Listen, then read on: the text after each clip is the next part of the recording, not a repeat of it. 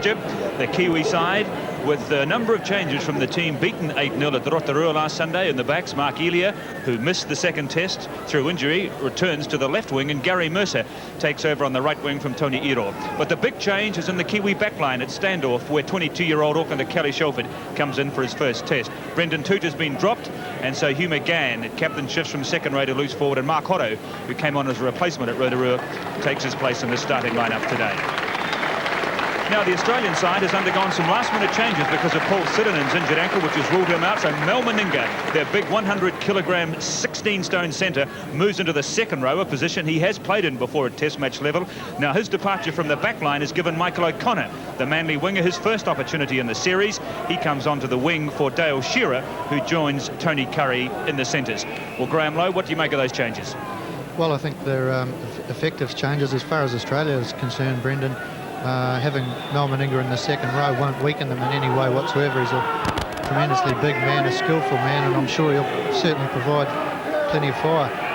So Kelly Shelford, the only new cap on the field today, starts this test match. New Zealand playing from right to left, and Gary Belcher seemed to be completely bedazzled by the bounce from the kick from Kelly Shelford, and the Australians a little slow, 10 metres from their own line. There's Mel Meninga in this slightly unaccustomed position for him today. As we mentioned, he has played test match football before in the second row, did so against England in 1986, and he certainly has the physical credentials, as it were, at 106 kilograms. So Bobby Fulton, the Australian coach, keen to keep that big weight advantage with the Australians in their forward lineup. Wally Lewis gets his kick in. Now Darryl Williams, but no, it's Elia, who comes across and decides to kick from his deep kick from Wally Lewis and rolls the ball into touch just a couple of metres outside the quarter line. Interesting tactic there, Graham. It certainly is, Brendan, and it's also interesting to note that Wally Lewis won the toss and he's chosen to play into the wind for the first half, which is normally, you know, the opposite's done, but I'd say he's done that to try and be able to come home with plenty of steam with their big players. So from the scrum, Australia with the loose head winning it. Gary Belcher, their fullback.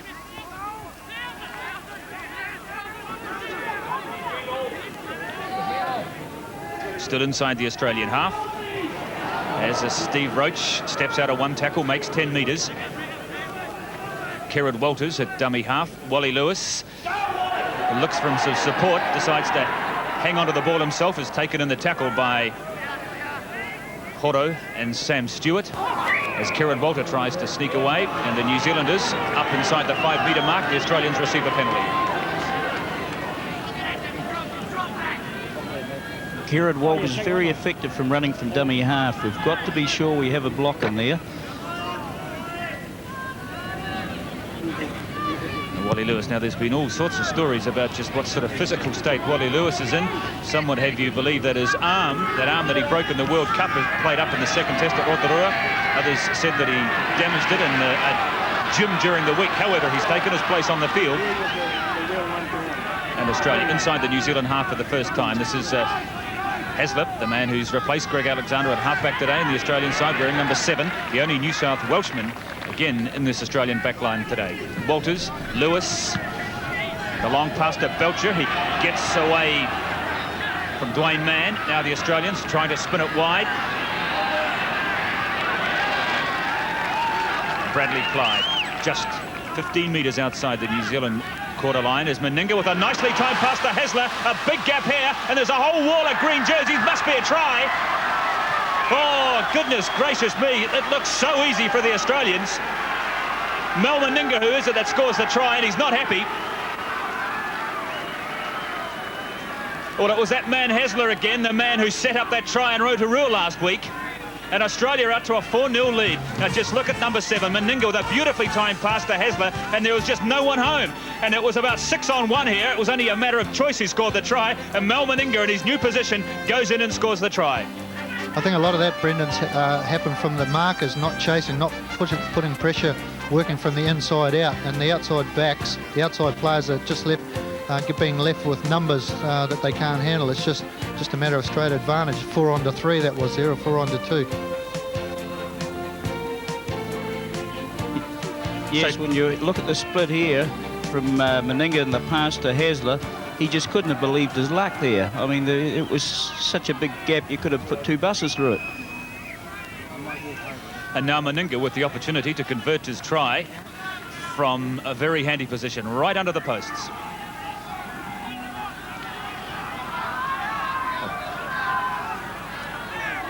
Frank, I don't know if you've noticed or if you agree, but I'm a keen one for having the first marker really work hard. A lot of the sides seem to have the second marker doing most of the chasing, but the first marker is a yard in front. It's a good kick from Noel there. The first marker is the closest to the runners, and he's got to work a lot to lead the defence, and that's just what didn't happen out there. The first marker just stood there. The second marker was also nonplussed. There was no chases from the inside out at all, and New Zealand was just caught simply with a lack of numbers. It's got to work from the markers inside out. Agree. So Kelly Shelford restarts play after 4 minutes of play. The Australians up to a 6-0 lead, and the New Zealanders stung on shore by that superb try the Australians scored. However, the New Zealanders hot on attack as the ball rolls away from the Australians, from Michael O'Connor, and into touch just 10 metres short of the Australian line. Gary Freeman, the New Zealand scrum half. Now, chance here for the New Zealanders. Shelford. Tony Kemp, the long pass to Kevin Eroff. Can't get away from his opposite number, Tony Curry. And the New Zealanders receive a penalty here, I think, probably for not allowing Ero to play the ball. And Wally Lewis, who's had plenty to say in the first 5 minutes of this match. The Australians, I think, were pretty unhappy about that attempted head-high tackle on Meninga as he scored the try. And they had plenty to say to the Kiwis and this man, Ray Tennant, after the try. And no shortage of, shall we say, friendly conversation going on at the moment. It's very important at this stage that the New Zealanders don't take any notice of that. They've got to just settle down and keep playing their own game. Wally, in my opinion, last week dictated the whole of the second half. He slowed the game right down, and New Zealand's got to go out there, be positive, play their own game, forget what Wally's doing, because he will try and run it in many ways. So Kelly Shelford, not only does he have the responsibility of being a key and pivotal player in the New Zealand team, and this is his first test, but he's also been thrust into the role of goal kicker. And he's not a regular goal kicker even for his club side, Glenora, here in Auckland. So added responsibility. From a handy position, this to make it 6-2.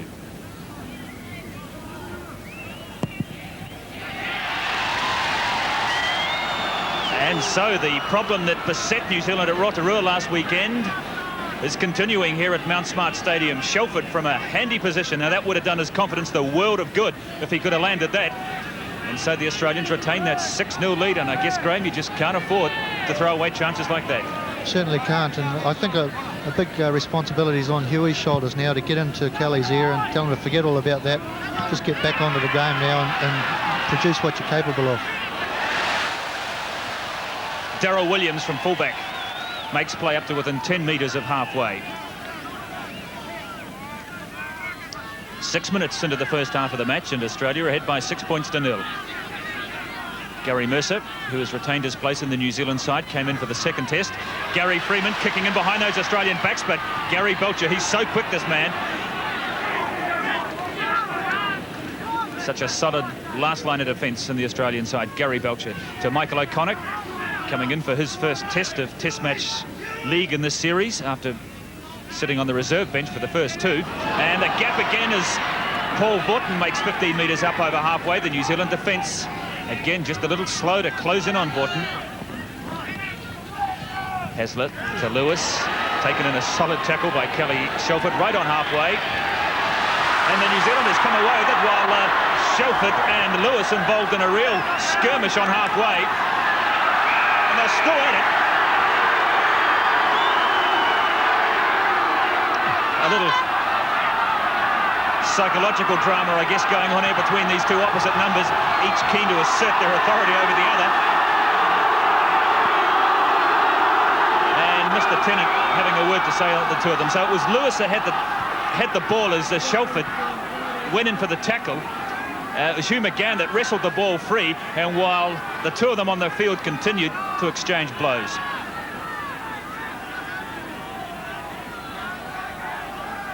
Now it's Lewis that's being penalised here. And New Zealand received the penalty just inside the Australian half.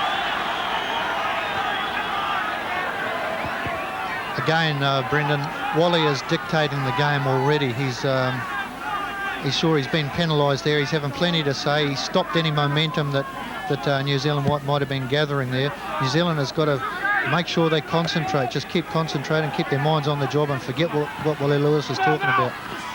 Mark Elia from the tap kick. Difficult one there for Shelton to pick up, but coming through was Darryl Williams, who picked it up well. And the Australians up offside inside the 5-metre mark, and they chip Mr. Tennant. That's another 10 metres. Now they must kick the goal from here. This is very handy. Boy, it's really boiling over out there at the moment. Wally Lewis has got to realise that he's a player, not a referee.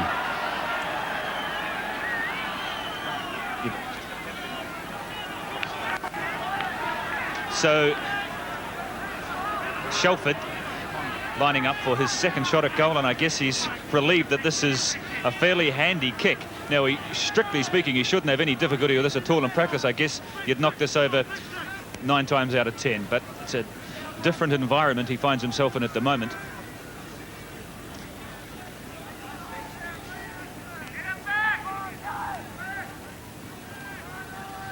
A 20-metre kick. The sort of kick you would normally expect someone to throw over from there.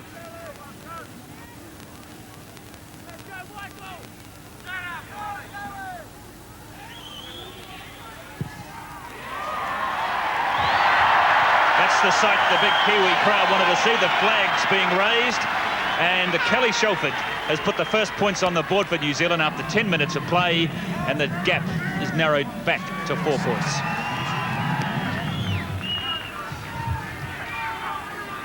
So Shelford, I guess, rather lucky to have an opportunity a couple of minutes after he missed that first kick, and now that he's got that one behind him, I'm sure it'll settle him down no end. So Lewis restarts the match.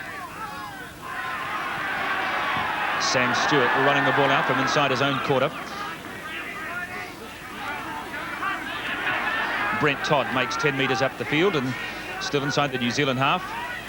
Dwayne Mann from dummy half. Taken up by James Goulding, and it's Wally Lewis who's in a fiery mood this afternoon with these Kiwis. No way through there for Gary Freeman.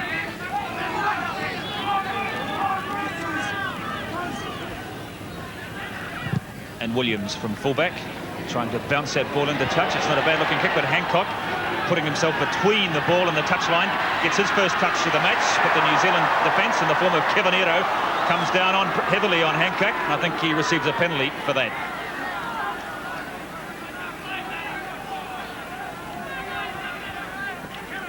I think it's significant at the moment that both sides are trying to play the territorial game with the kicking ground. Do you see it the same way? But the thing is that once you put them down there in their 22, you've got to keep them there.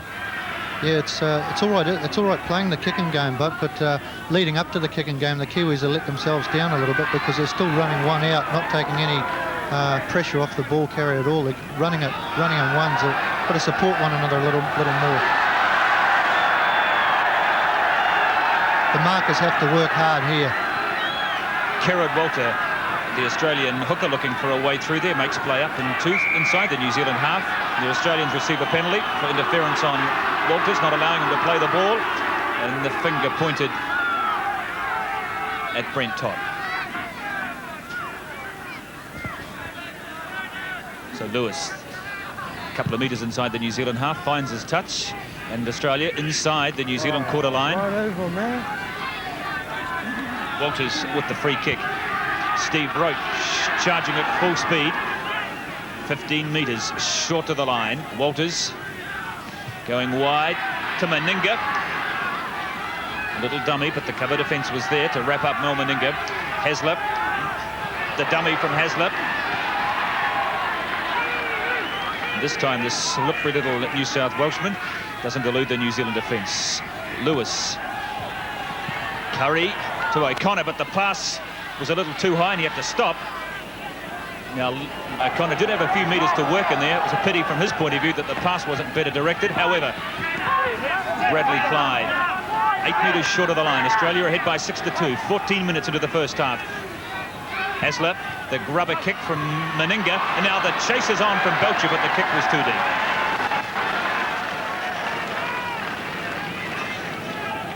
Good tactics from Australia there. They sucked the whole of the New Zealand defence over to this near side of the park and then opened it wide out. Now from the restart, just outside the New Zealand quarter line, Brent Todd trying to break through. Freeman again, kicking down the near touchline, covered by Belcher, takes it 10 metres from his own line as he's challenged by Tony Kemp.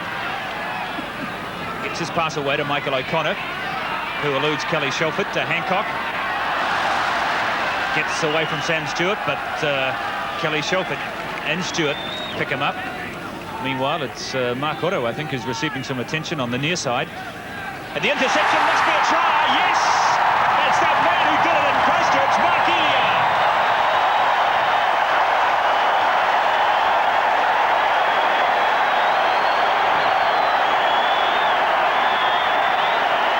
He hangs around like a hungry scavenger, but the Australians didn't learn their lesson from Christchurch. When this man is around, you've got to watch him. He did it again today, and this time he's gone under the posts, and it's 6-all. And this is how it happened. Look for number 5 at the bottom of your picture, and he scooped on that pass, said thank you very much, and then he goes for 4 points. That try came from good chasing initially from the New Zealand kick. New Zealand put a lot of pressure on Australia, and they are no different to any other team. If you put them under pressure, they'll panic pass, and that's exactly what they did then. And with Mark Elia as a scavenger around, he'll just sweep it on them with every chance he gets. So a chance now for New Zealand to hit the front. Kelly Shelford, another very handy kick right out in front of the posts. And New Zealand have bounced back in fine style from that early setback and lead the Australians by 8 points to 6. Very notable there too that Gary Belcher, when he passes this so-called pass, he had his back turned to the opposition, and that's something you just don't do. The only thing that worries me, that's only the second try in 3 games from the New Zealanders, and both of them have been from intercepts. So Mark Elia back in the New Zealand team. He missed the second test because of an injury he suffered in Christchurch, and his return well and truly worth it from the Kiwi point of view. So the New Zealanders, I'm sure, with the new heart and new commitment, it must have been a stinging reversal to see that early try they gave away. But they fought back well and now lead by 8 points to 6. And we've had 20 minutes of play in the second half. And they're getting plenty of support, vocal support from the crowd here at Mount Smart Stadium as well, despite the fact that the ground and the playing field is a considerable distance from the stands. It's not like Carlaw Park, where there's a very close and intimate relationship between the players and the actual grandstands. Here at Mount Smart, there is a wide separation of the track, but nonetheless plenty of support for the Kiwis at the moment. Australia with possession. It's Hancock, and Sam Stewart, I think, is penalised, and the Australians receive a penalty. And I think Hugh McGann should go over and kick Gary Freeman fair in the pants for that, because there's no need for it whatsoever. It was just silly niggard tactics that New Zealand can't afford to do, and Gary's too fine a player to be involved in that sort of thing and give him dumb penalties away. And Hancock, as a result of that interference on him by Freeman, is in fact receiving some medical attention as the match continues, as Sam Backer runs it up inside to the New Zealand half. And James Goulding comes up with the ball, however. There might have been a fumble there, I think, and we'll come back for the scrum. There is Mr. Ray Tennant, the Englishman from Castleford, today controlling his 3rd test match. And from that little fumble from the play the ball, Australia received the loose head. 10 metres inside the New Zealand half. New Zealand ahead by 8 points to 6. Haslip and the New Zealanders caught offside. I think it might have been Iro and Shelford. And Lewis to kick for touch.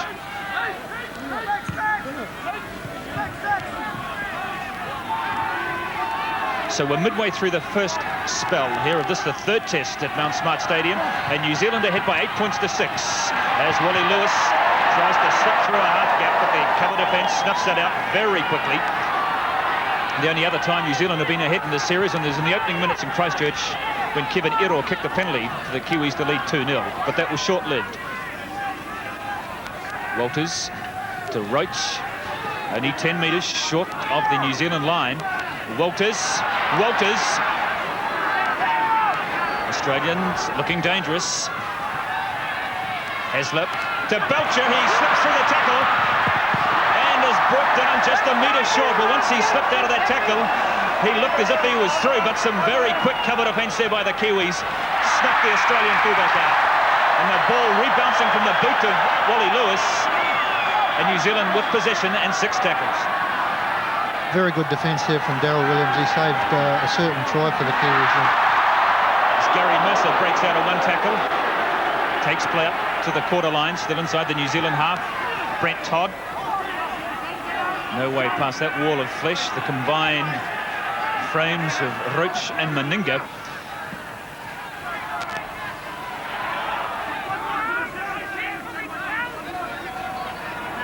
Vaughton.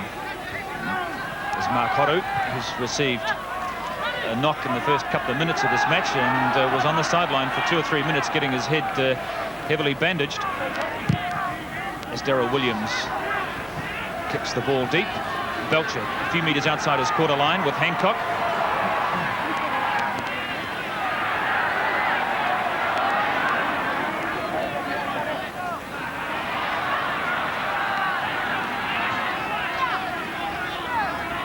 Well, Frank Endicott, I suppose you'd have to say after 20 minutes this is probably the best start that New Zealand have made to the series so far. Definitely the best start. The thing is, they've got to carry on with the job. And notice, I've got to agree with Graham on the marker situation. If you have a look at there, they're just going either side of the ruck. The second man should stay there and act as a block. Now, room here on the left wing for Tony Curry as he slips it to Hancock, but Hancock no way past Kevin Ero. Hancock, the man who scored the only try in the second test at Rotorua last week, playing on the left wing for Australia.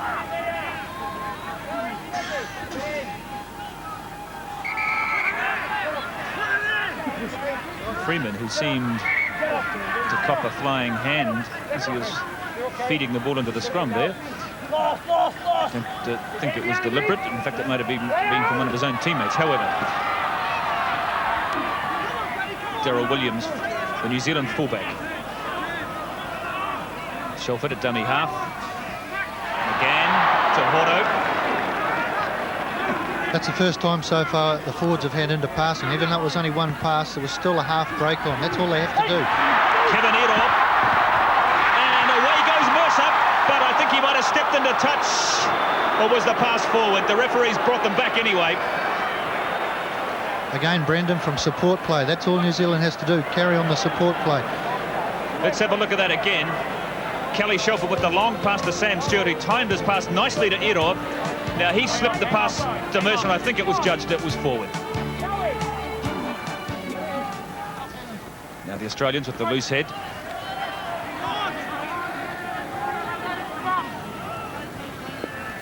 Belcher. To Bradley Clyde. Still inside the Australian half. 23 minutes in the first spell. And away goes Greg Roach. He's got Vaughton with him. No one home. Freeman. And Australia get the try. Dale Shearer. Great support play from the Australians. They kept it alive. And they stretched the New Zealand defence. And Shearer gets the try. And the break initially made by this huge man, Steve Roach, running with the ball in one arm. Vaughton, the vice-captain, was there. Freeman came back, scragged Vaughton, but great support play from Dale Shearer, who finished it off, and Australia lead by 10-8. Without sounding boring, Brendan, again, as Frank and I have pointed out, it's come from the mark areas. That's where the breaks are being made. There's 3 or 4 have already occurred, only little breaks, but that resulted in a try. From New Zealand has to work from the markers. It's the key area in defence, especially playing against such a mobile forward pack with giants as this Australian team have got in their, at their disposal. New Zealand must work from the markers.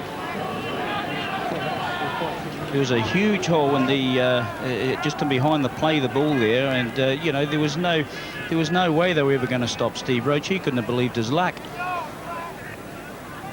So Meninga looking to extend the lead to 4 points.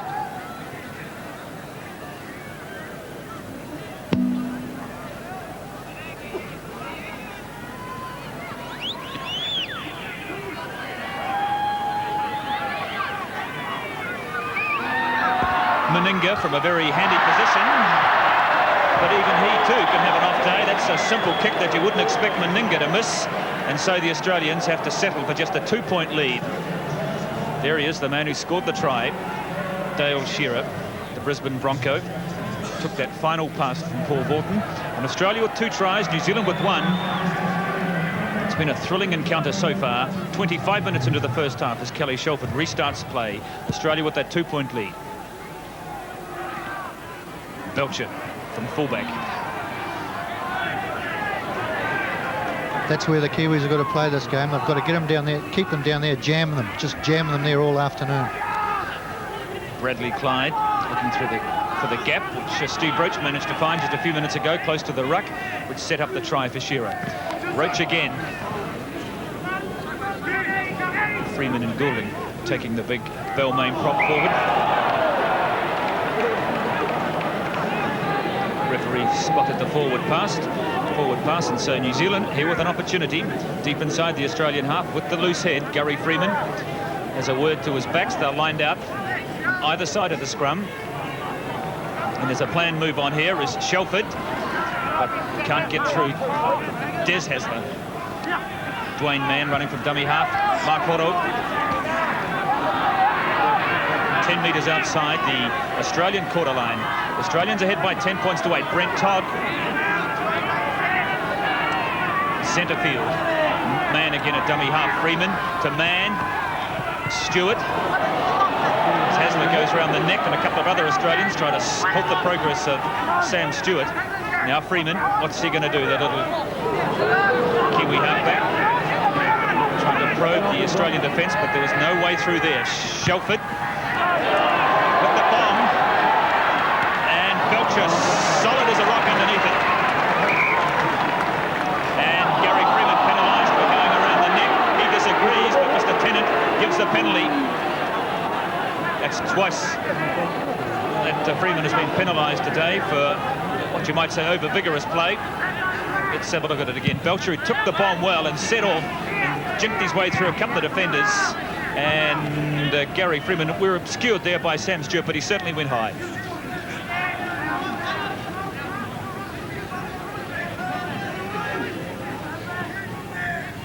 Hasler, Des Hasler, this heady dazzler you might call him, and he showed earlier that real last week. Nonetheless, Mr. Tennant blown his whistle for an infringement by the Australians, and New Zealand received the penalty. Now, is this within the range of Kelly Shelford?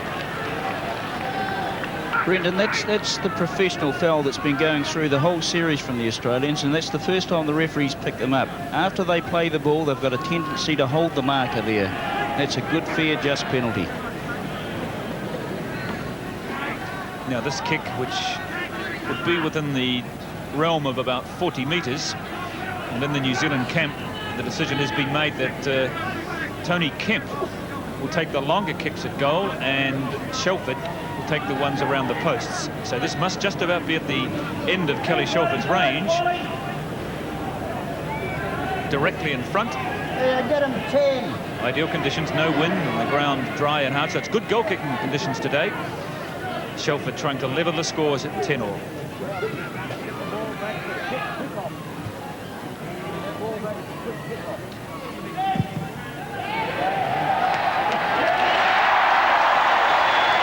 That's a fine kick from the boot of Kelly Shelford. And the ball game was all tied up at 10 points apiece, 30 minutes into the first half. This is the stage of the game, I think, where Gary Freeman's got to grab it by the scruff of the neck. He's got to get in and just control things around that, get the forwards coming off and back the forwards up. As soon as they're at the centre of the field, when they've got play, when they've gained ascendancy to the centre, feed the outside backs. Kevin Ira's already made a tremendous break. Unfortunately, brought back with a forward pass, but that's Gary's job now. Gary Freeman's got to get in and just take control. But it's Sam Stewart from the kick-off. That's Gary Mercer. running with plenty of speed and commitment from the ruck.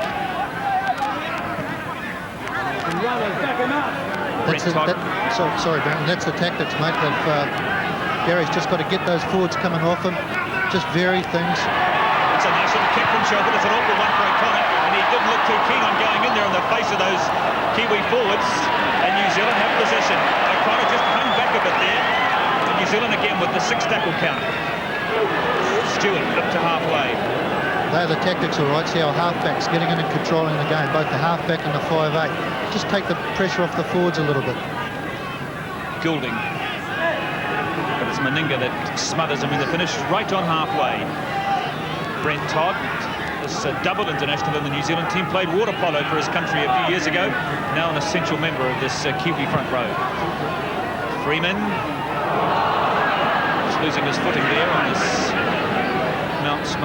Mount Smart turf, which is not quite as smooth as it used to be. Kelly Shelford with a long drop goal from 45 metres. A few months ago, the surface here was re-turfed in preparation for the Commonwealth Games, and just at the moment looks a bit rough in parts. I'm sure by the time the Commonwealth Games come around, we've got plenty of spring growth on the grass. It'll have a good, solid look about it. At the moment, it's just a bit rough. The Australians fumbling the ball in the moment inside their own quarter line as Clyde tries to straighten things up.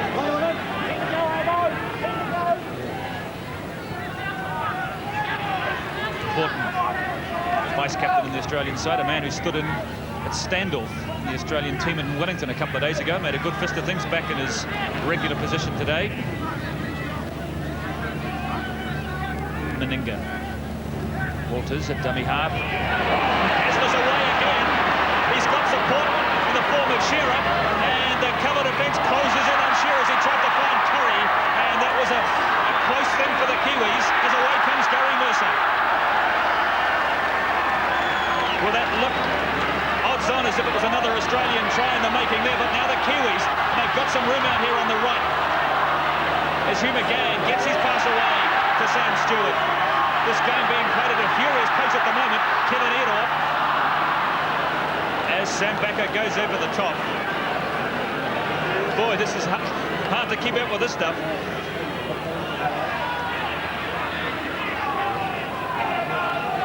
Kelly Shelford again, having a very good debut at Standoff in New Zealand.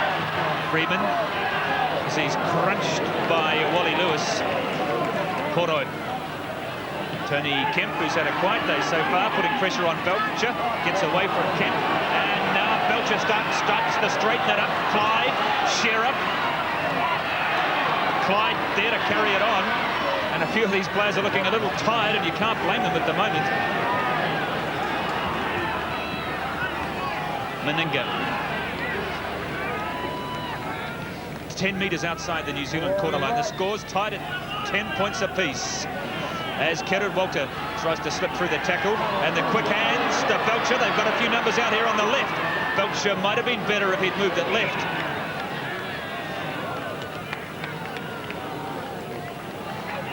New Zealand's playing quite well at the moment, but they've got to make sure that they keep spread.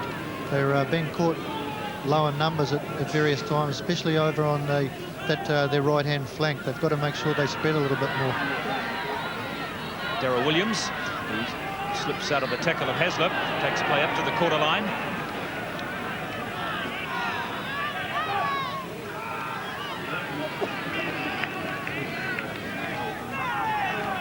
Carried on by Todd. Freeman. Kelly Shelford. Kelly Shelford. And Darryl Williams under pressure here as Meninga goes in over Williams, who was needlessly put under pressure by that misdirected pass.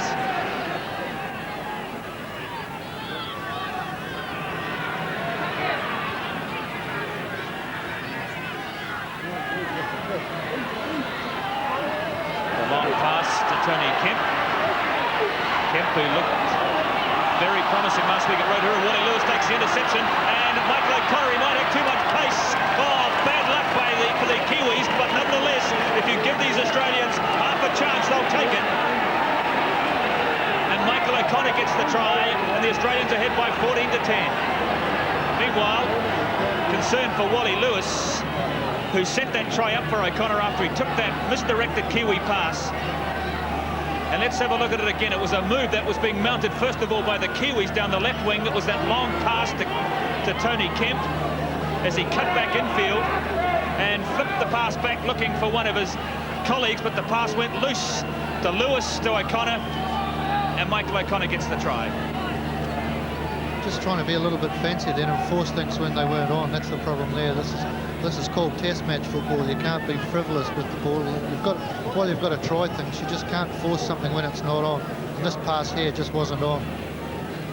Thank you, says Wally Lewis. Quickly sees Michael O'Connor out to the right, and he had too much pace for the New Zealand cover defence. It's 14-10. Panic situation there, a pass where it just didn't have to be a pass. You know, it was only the second tackle. We could have got more yardage up the park. It's good to see the Kiwis throwing the ball around, but they've got to remember the word control. It's got to be controlled passes. Passes have got to hit their target.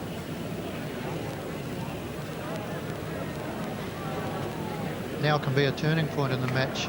New Zealand, it's not long to go before half-time, and New Zealand have just got to control. They've got to get back. They're still in this game, but they've got to get back and gain ascendancy. They had ascendancy probably 5-10 minutes ago, but they've just put themselves under pressure with those passes.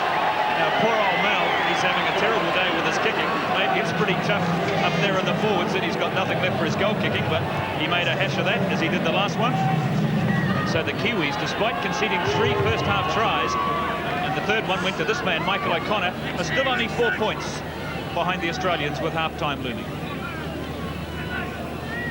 New Zealand's got to probably try and take a little bit advantage of this win. They haven't got long to go, and they've got to use this win. Try and get down and stay in that Australian 22-metre area, because that is exactly what they're going to do to us. And Dale Shearer making a break from inside his own quarter line, slips 3 tackles, he's up over halfway. He's trying to link up with his support, but good play there by Sam Stewart and Kevin Either as they cut him off from the support. But the Australians in a rampant mood at the moment, as Clyde slips 1 tackle, and he's still going as Bradley Clyde, the Canberra teenager, and Meninga up to the quarter line, and suddenly the Australians from the kick-off have made 70 metres and a hot-on attack again. Walters, the long pass to Lewis.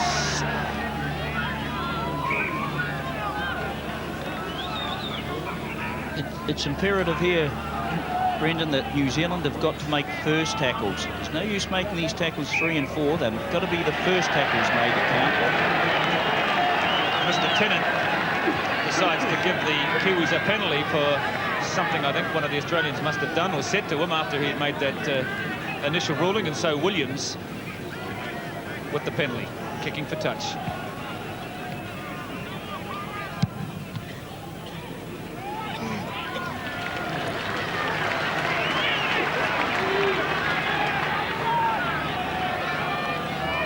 Dwayne Mann anxious to take the ball for the free kick.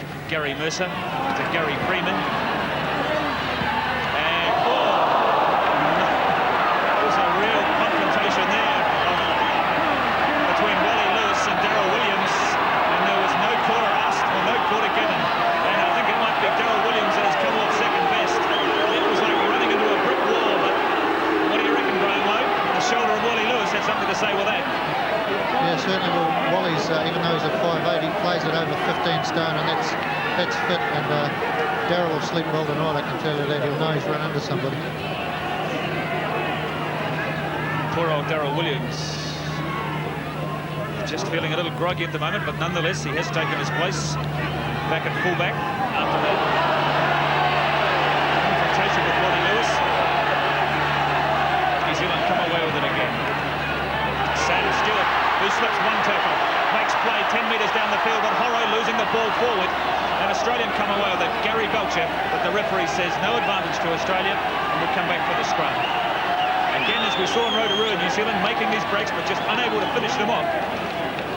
Well, it's the old free card trick. The Aussies are slowing things right down. They're just a few niggling tactics every now and then that the Kiwis are responding to, and the game is being played at the pace that Wally Lewis wants it to be played at. New Zealand has got to keep right away. Now, Wally Lewis, again, is having plenty to say to the referee and the touch judge, who obviously saw something off the ball there, and when Mr. Tennant blew his whistle, it was the touch judge that came and spoke to Tennant, and now the 2 captains are being spoken to by the referee. but it was, again, Lewis. If ever he decides to retire from rugby league, I'm sure he'd make a great talk show host, because he's never short for a word as this man. While it's tough on us, New Zealanders, it's very good play on his part. He's a sly old devil, Wally, and he certainly can control things the way he thinks he wants them controlled. The Australians receive the loose head for the scrum to go down midway, 22 and halfway. This is the near side. The Australians receive a penalty, and Lewis to kick for touch. It's imperative here that New Zealand keep their composure. They're just showing signs here of falling off tackles, little acts of undiscipline. They've got to hold themselves together until half-time. Now from the free kick, it's Steve Roach again as he barges in to Sam Stewart, but they take him in the tackle 10 metres outside the New Zealand quarter line. Australia ahead by 14 points to 10. And again, there is a lot of niggle in this match, and another penalty awarded this time to New Zealand against Steve Roach, who was involved in some fisticuffs with one of the Kiwis off the ball. Mr. Tennant, who really is having to work overtime to keep control of this match. It really is at boiling temperature. It is this man, Steve Roach. He's no saint, that's for sure.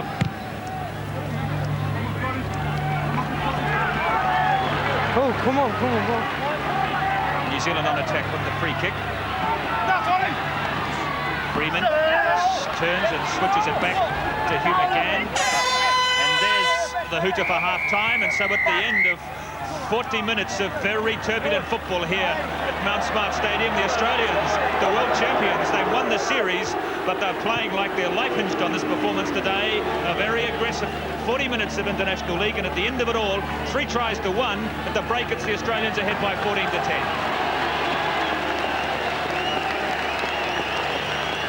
Metres outside the New Zealand quarter line is Meninga with a nicely timed pass to Hasler. A big gap here, and there's a whole wall of green jerseys. Must be a try. Oh, goodness gracious me. It looks so easy for the Australians. Mel Meninga, who is it that scores the try, and he's not happy. Well, it was that man Hasler again, the man who set up that try in Rotorua last week. And Australia out to a 4-0 lead. Mark Otto, I think, is receiving some attention on the near side. And the interception must be a try. Yes! It's that man who did it in Christchurch, Mark Elia.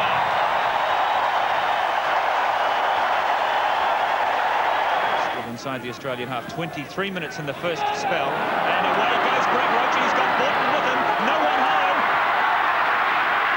Freeman. And Australia get the try. Dale Shearer. Great support play from the Australians. They kept it alive. And they stretch the New Zealand defence, and Shearer gets the try.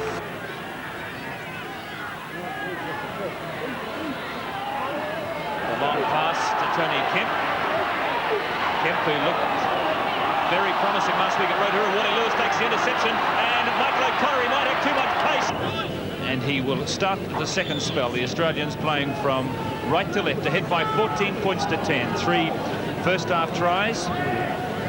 And in reply, New Zealand with a try to Mark Elia, and the other points coming from the boot of Kelly Shelf.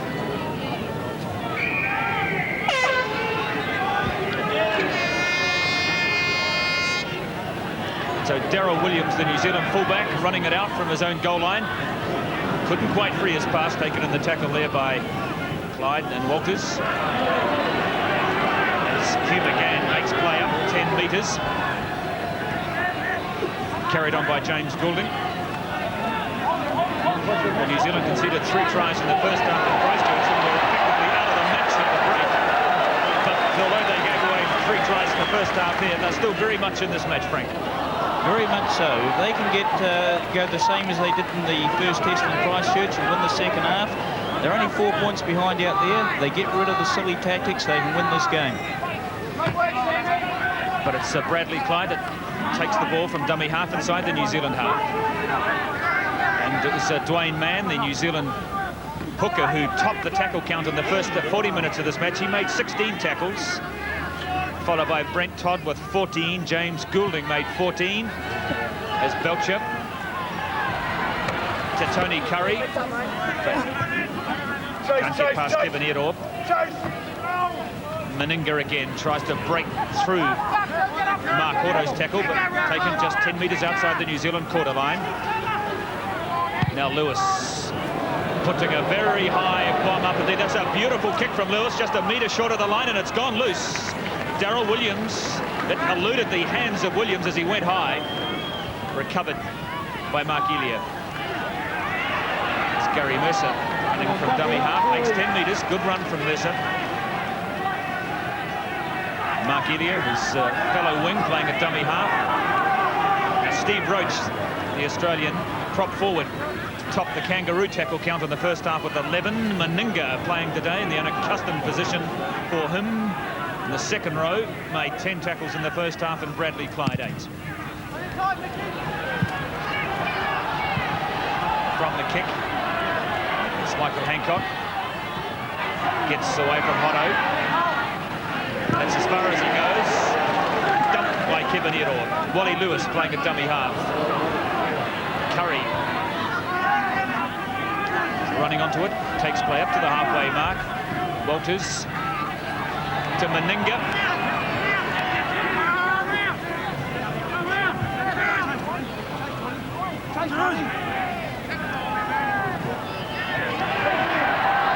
Lewis, although taken by Shelford, still gets his pass to Hasler. The Australians with this wonderful ability to keep it alive, and suddenly the gaps are opening up again. But a few handling errors there by the Australians. There certainly was a try on there.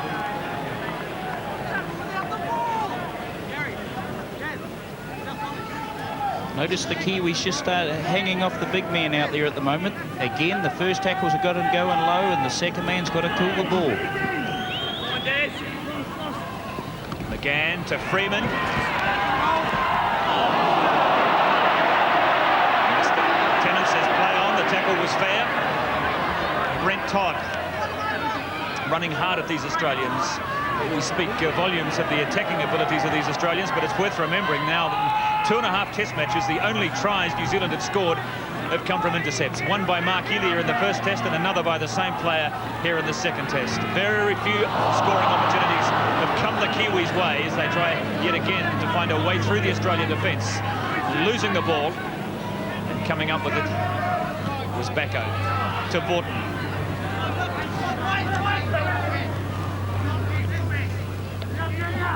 Brent Todd's been doing a lot of work running the ball up. It was just a bit unfortunate that he did lose it in the tackle there before, but he is working very hard, but some of it I feel is a little wasted because he hasn't got the support coming along with him, and so he's just being picked off by the Australian defenders.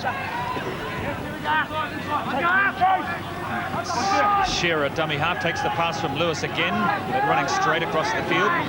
Makes no real yardage at all as Walters to Lewis again, kicking the ball across the paddock. It's an awkward little bounce which is rolling into no man's land, and Sam Stewart has to scamper back there as both the Curry and O'Connor quickly up on the New Zealand forward. Earorp, who's been a heavily marked man in this series, again taken there around the ankles by Meninga. Kelly Shelford tries to wrong foot the defence. Freeman.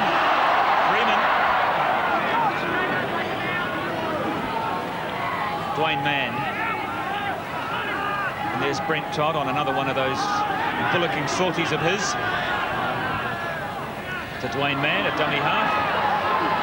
As he bounces off Clyde and Backo. Kelly Shelford.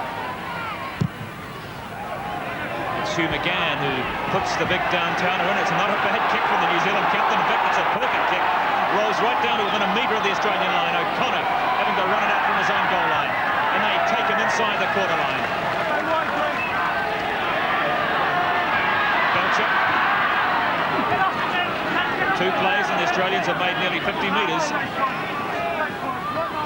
Lewis to Hasler. Meninga just hanging off with the pass. Tries to slip it to Mike O'Connor over the top of Curry. Just being a little too clever, but fortunately for the Kangaroos, O'Connor retains possession. Get off him that far! Get off him! So Walters, Steve Roach, who really has had a big game here at Mount Smart Stadium this afternoon. Lewis again with that very clever little kick, once again putting pressure on the New Zealanders inside their own half. And Hugh McGann really had to scamper to get that. Kevin Ero just couldn't free his pass to Tony Kemp out on the right. One of the more promising runs we've seen from Kevin Ero on the match so far. Shelford, Kelly Shelford. McGann, where's the support? Freeman.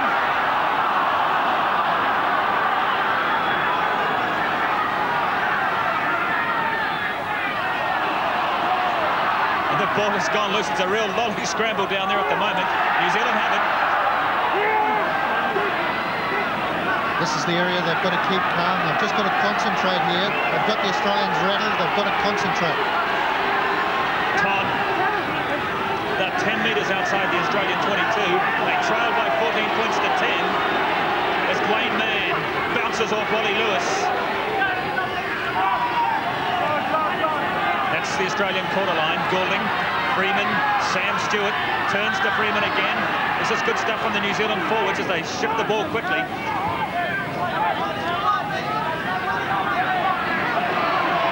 Porto to Mann. Brent Todd. Inside the Australian quarter now, Freeman spinning it wide to Kelly Shelford, kicking, putting pressure on O'Connor. Runs straight into Sam Stewart, 2 metres from his own line. I would have liked to have seen Kelly fire the ball out then. New Zealand was in a situation for first time for a while. They actually had 3 on 1 out wide. I think they took the wrong option. It's just one of those things that happened, but I think a try went missing. Now Bolton loses it, and Kevin Ero says thank you very much as he slips under Wally Lewis's tackle. I think he lost his footing, however. And New Zealand again hot on attack inside the quarter line to Freeman, to Todd.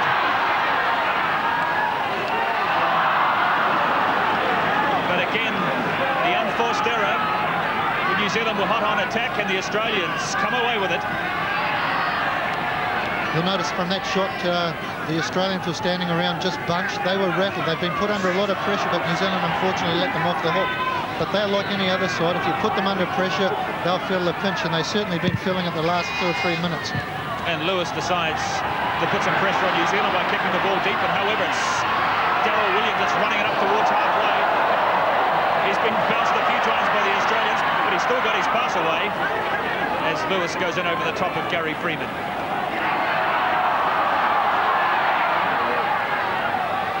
Tony Kemp. And there's certainly no lack of commitment from the New Zealanders in the second half. They've come out fired up and determined to know that they can still win this match. Stewart. Good to see the Kiwis extending the ball wider, Graham. I think it is. They're playing with a lot more purpose, a lot more support. Now there's a real lineup of black jerseys here. There's Kelly Shelford. He gets his pass away to McGann.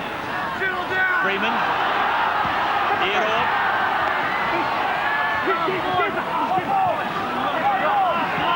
That's the 5th tackle. Now what are the Kiwi tactics here? The little kick from Kelly Shelford. It's not a bad-looking one either as Hancock goes up. He took it well. Brave catch there from Michael Hancock. 10 metres from his own line. This is where we say we've got them in jail. Now we've got to keep them here in this area. We've got to actually turn defence into attack in this area. That's right, Frank. Just jam them there. Just jam them there. The Australians, for the world champions they are bunched at this stage of the match. They're all bunched. A blanket would cover a lot of them. And New Zealand's got to take advantage of that. As Shearer tries to run it out. Couldn't find Steve Roach. And Walters at dummy half. Now to Roach. Using the big man to run the ball wide. Gets as far as Lewis. It's taken by Dwayne Mann. And there he is, number 9. And Sam Stewart, Dwayne Mann, who topped the Kiwi tackle count in the first half with 16. And Belcher kicking deep again. Waiting for it is his opposite number, Daryl Williams. He took it well. That ball was rolling rapidly when it came to Williams, and often it's easy to knock them on or fumble it like that, but he took it cleanly, and New Zealand away again. Gary Mercer. Kelly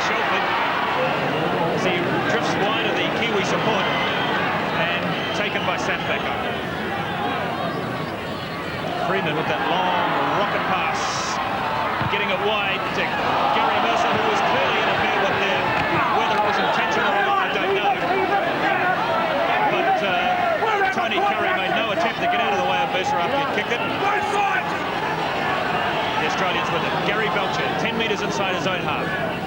New Zealand have got to work now. They've really got to work. I know it's a boring saying, but it's a fact. They've got to work now. They've got Australia under a little bit of pressure, and they've got to take advantage of it. I'd like to see them when they next receive the ball to attack down their left-hand flank, because I think the Australians are missing a little bit down that side of the field. The openings seem to have been appearing there, but they have been concentrating a little bit too much on this right-hand side of the field. 12 minutes of play in the second half of this match, and no change to the half-time score. Australia ahead by 14-10. 3 tries to 1 in the first spell, and certainly some of the niggle that peppered the first 40 minutes has disappeared from the match, and we're seeing some pulsating football, and most of it's coming from the Kiwis in the second spell, but can they turn it into points? They weren't able to at Rotorua last week. In fact, the Kiwis have really started the second spell, Frank Endicott, rather like they did at Rotorua at the beginning of the match last week. Definitely. They keep this up, they're in with a big chance. They've just got to keep extending the ball wide and running the Australians around. Shelford, Horno.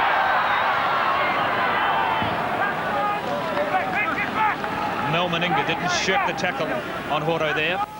Stopped the big New Zealand forward. Gary Freeman gets away from Roach, but Clyde took him.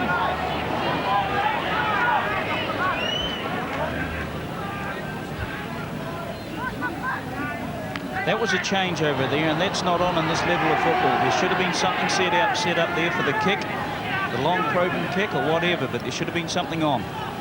It's the first one we've seen in the match so far. New Zealand unable to get rid of the ball on the 6th tackle, and the Australians getting the changeover. Now they're inside the New Zealand half. One of their rare excursions into the New Zealand half in the second spell, which is now 14 minutes old. The Australians receive a penalty for what I suspect was a foot trip on Walters.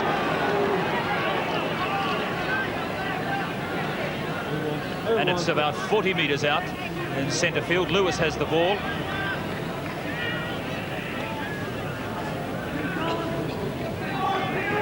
And Michael O'Connor is being called forward to kick for goal. Meninga, who was taking the shorter kicks, but O'Connor for this, the longer one. And I think it was for a penalty on one of the Kiwis, on Kerrod Walter. Because I think it was Huey McGann hadn't cleared the ruck, and he actually tackled Walters as he went past from a position that he shouldn't have been in.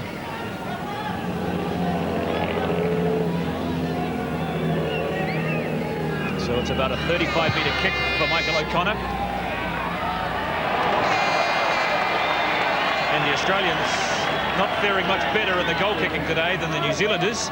That's one miss to Michael O'Connor. We've seen Mel Meninga make a hash of a few as well, and the Australians, despite being ahead by 3 tries to 1 in that count, only with a 4-point lead. It looks as though Tony Gordon has had some good words to say to the team at half-time. He's probably told them not to get sucked in with this niggling business that was starting to creep in the game. Get out, remember what the game plan was. Get out and play your New Zealand style of game, and it is paying off for them at the moment. They are in this game with a big chance, but now as another test matches are a game of 80 very important minutes, and these minutes that we're going through now are probably the most important so far that we've had. The thing is, Graham, they must score first, mustn't they? They must score next. Yeah, that's right. It's they can play as well as they like, but unless they convert some of this good play into points, really it's been all to waste. Lewis hesitates and can't get his pass away. 10 metres inside the New Zealand half. Yes, the Australians with this 4-point lead. If they score again, they could be into the 10-point lead. This could be it. Clyde, can he get away from Williams? Oh, another great tackle from Darryl Williams. Now the referee has given the try. Williams claims there was a double movement. And what does the referee say? No, he gives a penalty to New Zealand against Clyde for the double movement a double movement.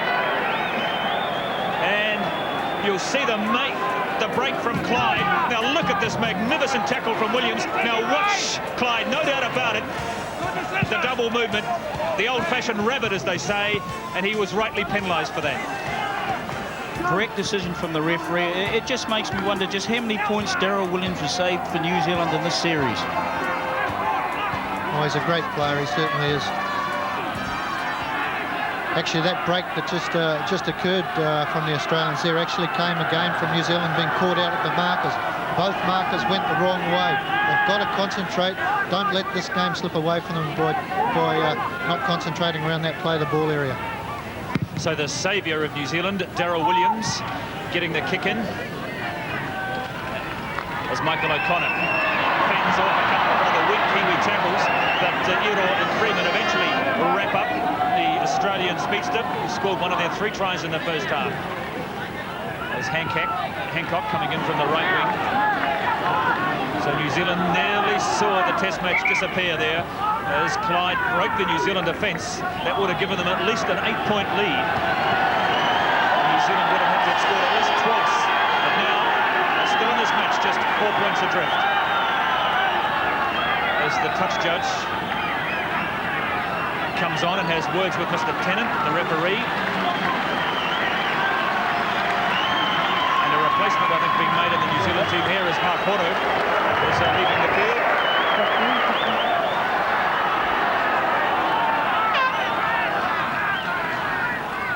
What a great day it must be for Kurt Sherlock, because coming on in his first test match, I'm sure he's been really looking forward to this opportunity.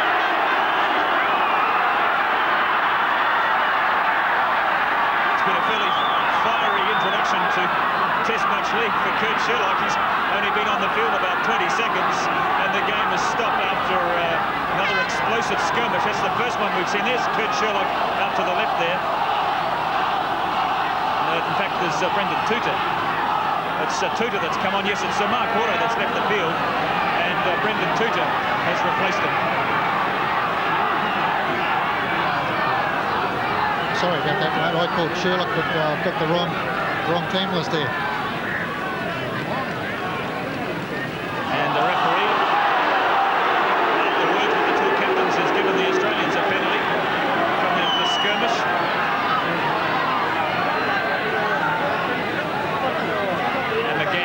Seeking added clarification from Mr. Tennant, and Lewis from 10 metres inside his own half, kicking the touch. Brendan Tuta just could be the player we need at this stage, because it's gone beyond needing defending players out there. We've got to take this energy and get some points, and Brendan Tuta is a lively player. However, it's Australia at the moment for the first time really in the second half, which is now 19 minutes old inside the New Zealand quarter line. No change to the half-time score, 14-10. As Hasler, so dangerous from those 20-metre plays, as we saw at Rotorua, but this time the defence nobbled him. Backo.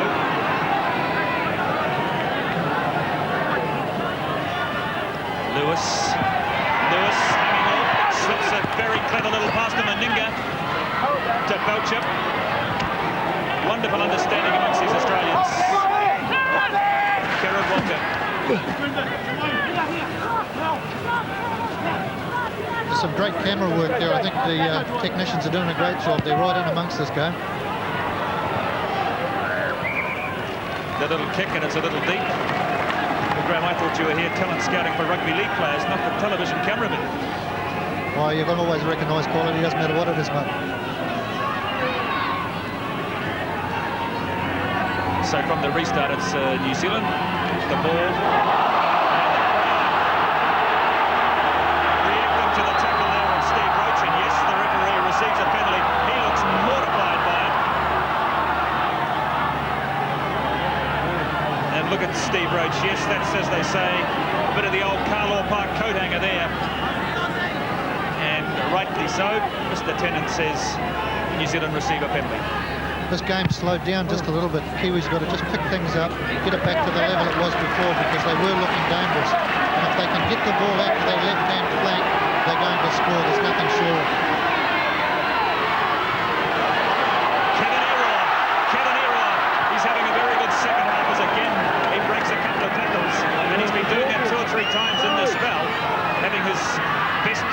series so far. And New Zealand now down again to the Australian quarter line. Dwayne Mann at dummy half to Gary Freeman, Kelly Shelford, Brendan Tuta. Along the chain to Sam Stewart. And away goes Mark Elia.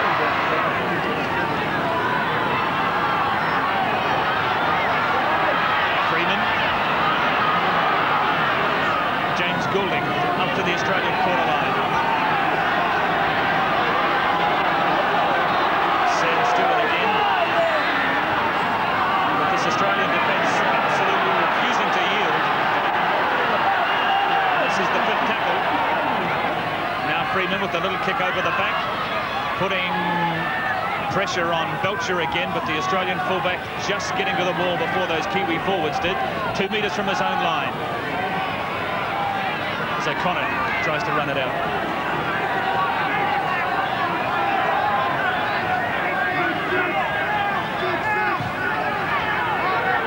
Australia inside their quarter line. We've now had 22 minutes of play in the second spell, and still no change to that half-time score. Australia ahead 14-10.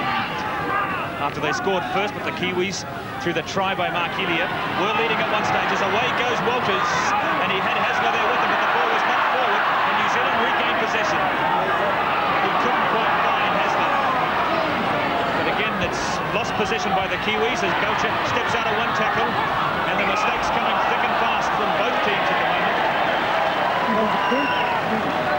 Graham, I notice when New Zealand throw the wide ball, they keep the ball alive. Australia definitely look vulnerable.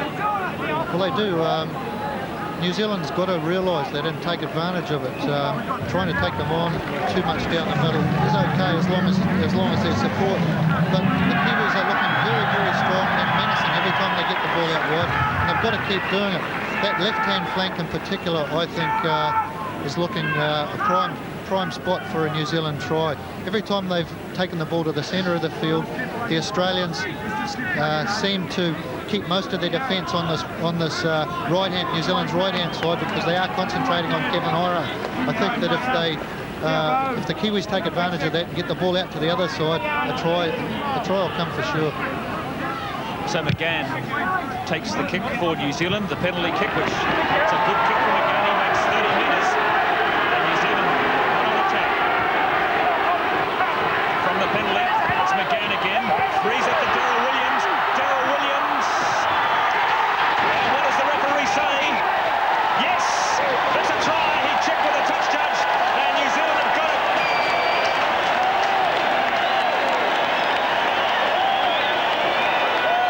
It's 14 all, and just look at the little break here from fullback Darryl Williams. A beautiful pass from Hugh McGann as captain, as he slips it to Gary Mercer, and Mercer, he just got it down.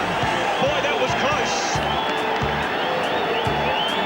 It was a well-worked move that I'm sure the boys have been spending a lot of time all week practicing that, and it's paid off. It's a great try. It's well set up, well planned, and well taken.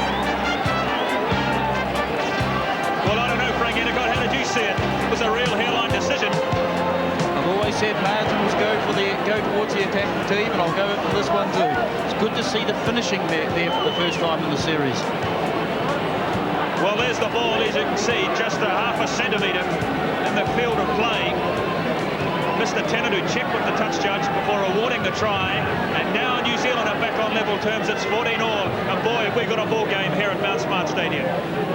Yes, it's very, very pleasant for New Zealand, because they have taken the initiative through the second half.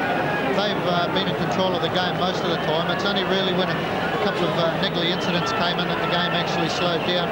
New Zealand needed to pick up the pace, and that's what they did. I think the whole of New Zealand can be grateful for Darryl Williams' effort in particular. Chance for Kelly Shelford to put the Kiwis ahead again. It's just a half a metre in from touch. But it's so well out to the left. So, with just 14 minutes of the match to go, here he is, the man that scored the try, Gary Mercer. Recalled for the New Zealand team for the second test. Played well in Rotorua last week and fully justified his position in the New Zealand team today. Coming in for Tony Iro on the right wing as Elia moved back onto the left wing and managed to just get the ball down, according to the referee anyway, before he and the ball were taken into touch. As I was saying before, Darryl Williams has had a magnificent series. He's certainly saved New Zealand's bacon time and time again, and I'm just pleased that he was the one that actually thrust onto the ball and set up the try. That was great initiative on his part. So from the restart, these World Cup points very much in the balance now. The series has been decided, but remember, as this is the last test in the series, there's 2 points at stake here towards the next World Cup. So plenty of incentive here for both these teams, even the Australians who won the series, and New Zealand, of course, can salvage a lot of pride as well as a lot of worth from the series if they win today.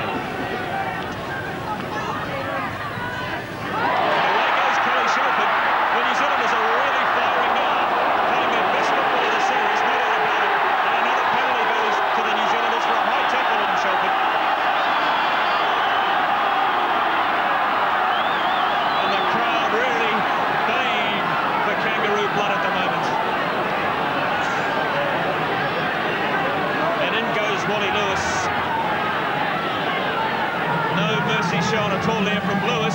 What me, he says. I don't believe it. Kelly Shelford will take those all day if he keeps getting penalties. He won't mind as long as New Zealand keep getting the penalties. Anyway, New Zealand from the free kick are exactly where they want to be again, right down on the Australian quarter line. 3 minutes to Sam Stewart. This is the position they've got to attack from. Hugh McGann.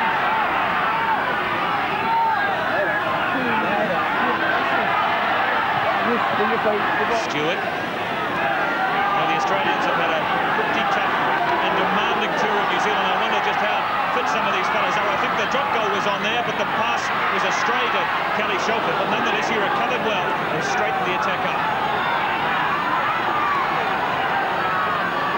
Now we're going to see the drop goal with Brendan Tuta. And where did the ball finish up? I think it might well have been Bradley Clyde that came up with it for Australia. Fumbled by Backo, and New Zealand have it. That will suit the New Zealand purposes admirably. It's all called pressure, and New Zealand's putting plenty of it on at the moment, and the Australians are cracking under it. It's important New Zealand hold the ball here for 6 tackles. Well, I suppose, Graham, New Zealand must have a bit of a dilemma here. They go for the drop goal or the try. Well, as Frank just pointed out, I think a drop goal is always okay taken as long as it's on, but a try could be on as well.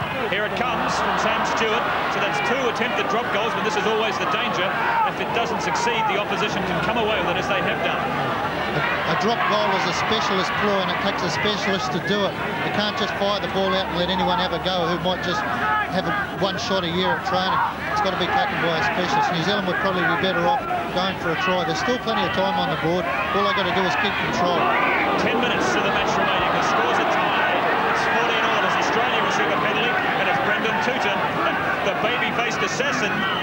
He's back, and his Al Capone tactics, I'm afraid, copping a penalty there as he was picked up by the referee, and Wally Lewis. It's just called second effort now. New Zealand have got to draw on the second effort. They've just got to go hard. If Australia go hard, they've got to go harder. Steve Roach, Kenneth Walters, Sam Backo, who's had a quiet game today. Big Sam Backo hasn't been anywhere near as prominent as he was, particularly in that first test. The Australians with one of their few raids into the New Zealand quarter. They're only 15 metres short of the line. Now, will the Australians try for the drop goal? No, it's Shearer. Makes 5 metres. Centre field from a very handy position. It's Lewis, Wally Lewis. And a little bit of magic there from Wally Lewis that backfired in the end as the pass went astray and picked up by Sam Stewart.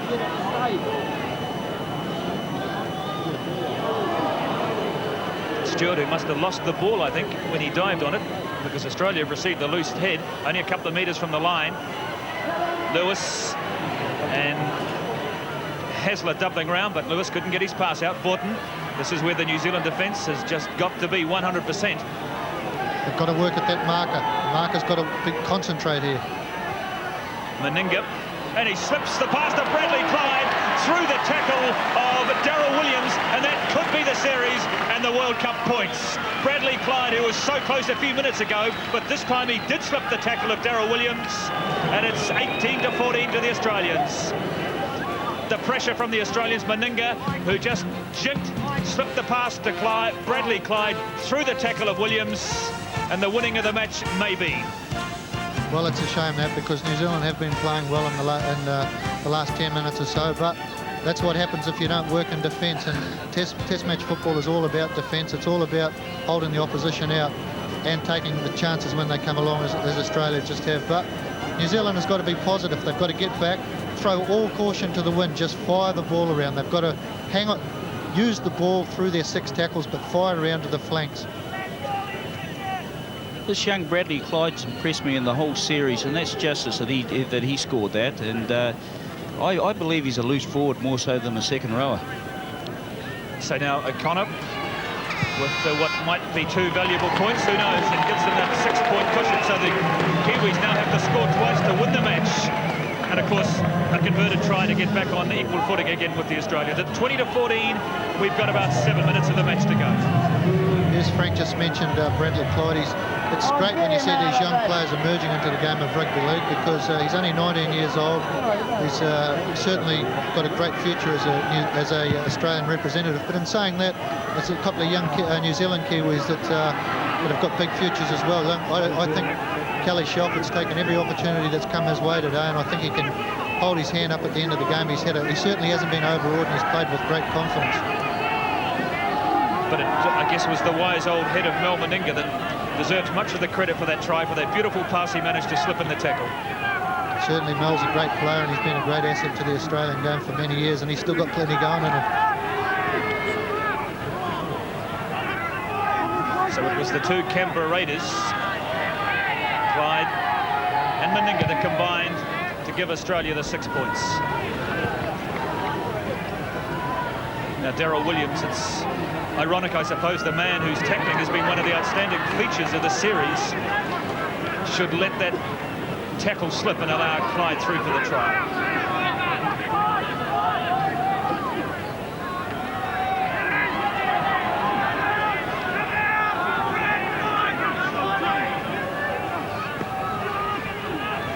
Sam Stewart.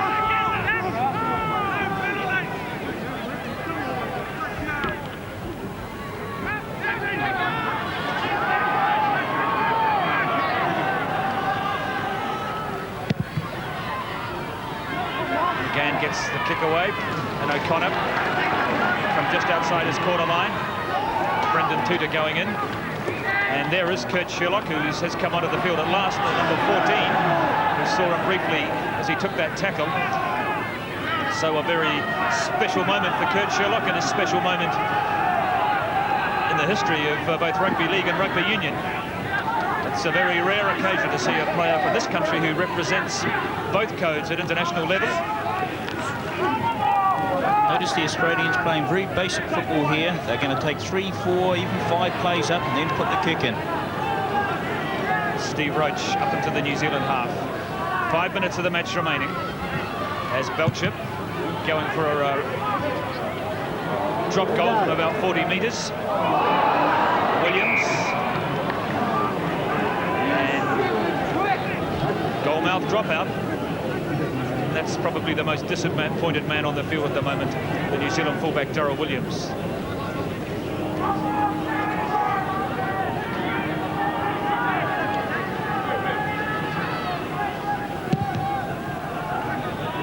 Williams. Kick taken by Shearer. Slips it to O'Connor, makes 20 metres. Australia, I'm sure, just content to sit on this 6-point lead, which will give them a clean sweep, of course, as Meninga again, who's had a marvellous game, gets it as far as Bradley Clyde, who's running like a 3-quarter. In fact, there used to be a centre in his schoolboy days, pushing off the New Zealand tackles. What a try! That's the series, and that certainly is the match. Magnificent try by the Australians. Or has he brought a forward pass? I think that last movement has been, that last pass has been ruled a forward pass, and the Australians have to settle for the scrum with New Zealand getting the loose head.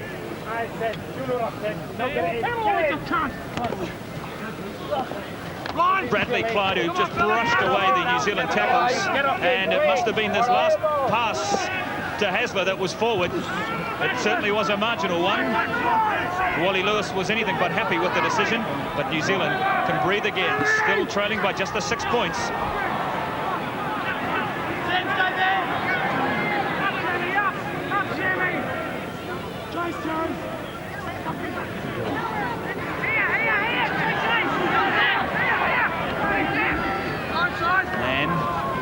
Freeman, Darryl Williams, Kelly Shelton, just a couple of metres outside the New Zealand quarter line.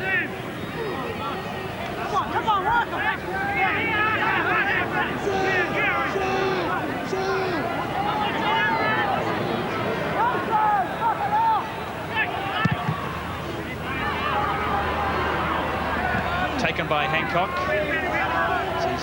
Makes his 5 metres, so the Kiwis are able to tackle him. The tackle affected by Mann just inside the Australian half. Time running out for the New Zealanders, just 2.5 minutes of the match remaining. Tony Curry on halfway. And the commitment just seems to have gone from the New Zealanders. I think the wind was taken out of their sails by that try from Clyde.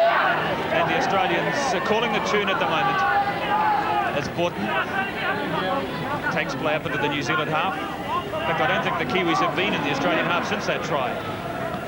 I think they've played quite well in the second half, but unfortunately they just haven't had the firepower. There's been total commitment, I think.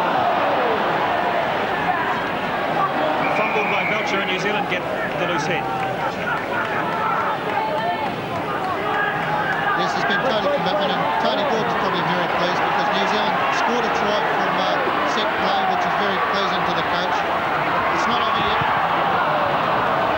He couldn't get his pass to Mark Elia, and the ball goes astray.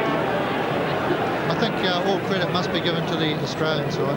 There he is, Kurt Sherlock, who today becomes the first New Zealander for something like 35 years to represent his country in both rugby league and rugby union at test match level. The last man to do it was Jimmy Haig, in fact, way back in the late 1940s. Yes, I think all credit to the Australian side. They're well-disciplined, professional side. You know, they do things at times that Kiwis don't like seeing because we're one-eyed towards our own goals. But you can't take anything away from them. They are a great side.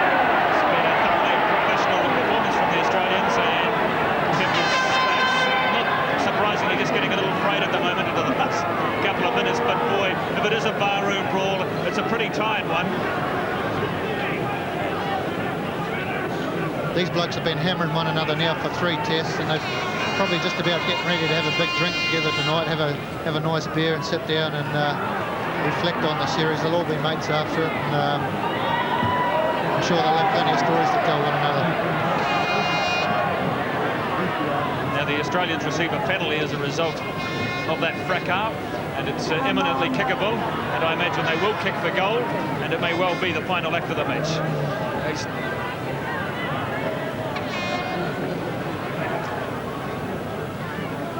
And the penalty probably going against Sam Stewart there for going in high with an elbow with Steve Roach, and even though the Australian managed to bounce the New Zealander, the Australians rightly receive a penalty for that dangerous tackle. And now O'Connor looking to extend the New Zealand lead to the Australian lead to 8 points. 1 try apiece in the second spell, but it really was the try that O'Connor got just before half-time. Made the telling difference, and there is the hooter, the final act of the match from Michael O'Connor, and he raises the flags. So in a sense, fitting in, and Wally Lewis has captained his Australian side to a clean sweep over the Kiwis. They've won the series 3-0. They take the 2 points from the World Cup, and even with all that, Lewis still looks an unhappy man. Why he should be, I do not know. But the Australians have won the match by 22-14 after they led 14-10 at half-time. But another brave effort from the Kiwis, but in the end, they just didn't make enough, I guess, Graham Lowe, of the opportunities that came their way. Yeah, that's right. It's tough, but that's the way it goes. Test match football, or like any other game, you get presented very few chances, and when you do get them, you've got to be able to take them. But more importantly, you've got to be able to come up with a good defensive screen, a continuous defensive screen, and unfortunately that's the main thing that has let the Kiwis down. Kurt Sherlock, who's had his first taste of Test match league, albeit only 10 minutes. Dwayne Mann, Kerrod Walters, Frank Endicott. Well, I thought it was a valiant approach to the game today by the New Zealanders, and I think everyone in New Zealand should be very proud of them. You must remember they were playing the world champions, and I think they come out of this series with a lot of credit. Well, certainly from, I guess, the half-time point in that first test, which was clearly won by the Australians, but from that point on it was a very competitive series. Well, somewhere down there amongst the youngsters is Tony Palmer, who's busily trying to get hold of Hugh McCann, but certainly I think from probably half-time in that first test on, it was a very competitive series, Frank. Yes, you know, New Zealand never gave it away at any stage in any test. They just kept fighting, and they showed true Kiwi spirit out there today. It was good to see a more creative approach from the Kiwis today. OK, well, I think Tony Palmer has done a sterling effort. He's got Hugh McCann down there somewhere. Tony Palmer. Hugh, commiserations. It slipped out of the bag there towards the end of it. Do you think that an ill-disciplined first half cost you the game? No, I don't think it was that bad. We were only a couple of points behind, I think, at half-time, and a few indiscretions in the game, certainly in general. I wouldn't say specifically in the first half. We may be told of a few things happened out there, a few things said that went unchecked by the referee, and I don't know how some people get away with a few things out there, but as part of the game, it's gone now, unfortunately. Do you think that there was a lot of unnecessary stuff out there that seemed to continue, and it seemed that the referee did let it go all the time? Yeah, I really can't blame the ref in a way. He had a reasonably good game, I thought, but like I said, there was a few things that were said and done out there to the ref that normally people wouldn't get away with, but it's unfortunate that some people can get away with that thing, and maybe they're using their status to a degree where they're getting away with a lot where they shouldn't. Apart from the fact that you didn't win, what didn't go according to plan? Well, basically, we played the way we wanted to play. Again, we had mistakes that shouldn't have happened, just basic errors that, unfortunately, we can't overcome. Playing against a side like Australia, it's very hard. They're the world champions. They're a team that, for once in about 5 or 6 years, we're picked on form, and it's hard to play against a side that's in form, and coming up against them fresh out of a State of Origin series didn't make it any easier for us, but they're a very well-drilled side. You can't take it away from them. They play disciplined football. Hugh, thanks very much. Thanks, Tony. The New Zealand captain Hugh McCann speaking to Tony Palmer in the New Zealand dressing room after the Kangaroos have made a clean sweep here on the third test at Mount Smart Stadium. They led 14-10 at half-time, 6 tries in the match, 4 to the Australians, 2 to the New Zealanders, but at the end, after 80 minutes of thrilling rugby league here at Mount Smart Stadium, it was the Kangaroos, the world champions, that had prevailed by 22-14.